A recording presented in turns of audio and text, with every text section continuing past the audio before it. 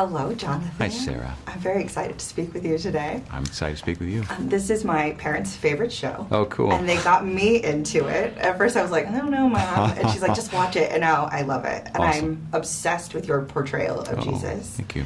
And I want to ask you, how do you get into him? Because I've watched interviews with you, and you are very different than the character. And I think that's just a testament to what a good actor you are. Thank you. Is there a line, a walk? Like, how do you find him? I pray a lot before I start every season, and before every scene, really, I pray. And I try to stay very, very connected to my faith. Going to Mass and everything that comes with being a practicing Catholic, in my case. I think the voice really starts to, transport people. And it's based, the voice, for instance, is based on people in my own family. I'm Middle Eastern. So for me, that kind of keys me into, I think, the psychological culture of a different time and place, because that's where my father's from, Egypt. So I think that's part of it. Other than that, I try to get out of the way and not impose too many of my own ideas about,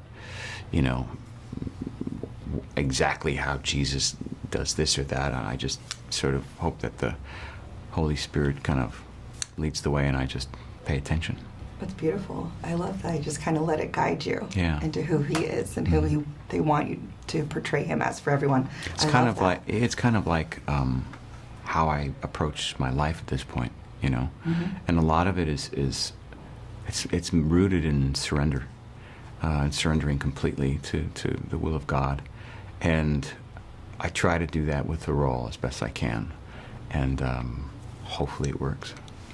I think it does. Thank you. Let's talk about the walking on the water. I saw some behind the scenes of that. And that look, you have the water mats that you're trying to balance on while portraying this very stoic, powerful moment. Yeah. What was that like? That was a blast. It was like being a kid, It's a scene that I think I'd maybe seen in 1 or 2 films throughout history portrayed. And it's one, I think, that fascinates people. And then for us to kind of get to recreate it and then imbue this whole other sort of imposed storyline that informs the psychology, perhaps, or suggests a possible psychology between, what Simon Peter is going through at the time and the metaphor that is set up with taking your eyes off of Jesus and sinking, but knowing that he's going to save you if you ask for the help. It was just so beautifully written and directed and woven together. And then, just the mechanics of it was just like playtime for us as actors. Absolutely. While being drenched. Yeah, it wasn't too bad. We were lucky. We were in a tank, and the weather was pretty good. So we weren't too cold. It wasn't as cold as I thought it was going to be. I've been colder on film. So. One of my favorite things about this show is I find, like, growing up in religion, it can be very rigid. But this show is not to me. I love that Jesus has jokes. Jesus has dad jokes. And my favorite one is when it's in season 2, when you're sitting around the campfire and you're with the man who attacked someone on the road. And then you guys are getting ready to leave. Yeah. And he's like, oh, you don't know who you're going to find. He's like, too soon? So I love the combination. Yeah. Is there a favorite lighthearted Jesus moment for you?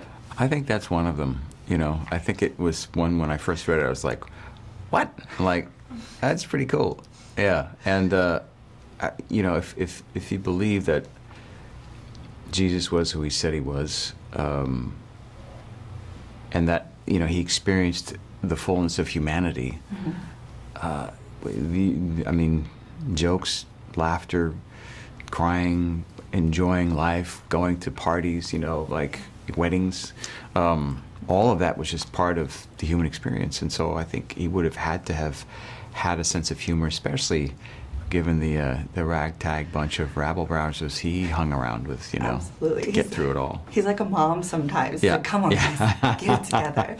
Yeah. And then my final thing for you, since you guys are now having this much broader audience, you're on network television, you're headed to theaters again. Yeah. For those that might be on the fence about watching this, why should they tune in? Because I think it will defy their expectations, and I think it's just a really great story, very well told. And all of us can relate to well-told stories, especially ones that have the power to change your life.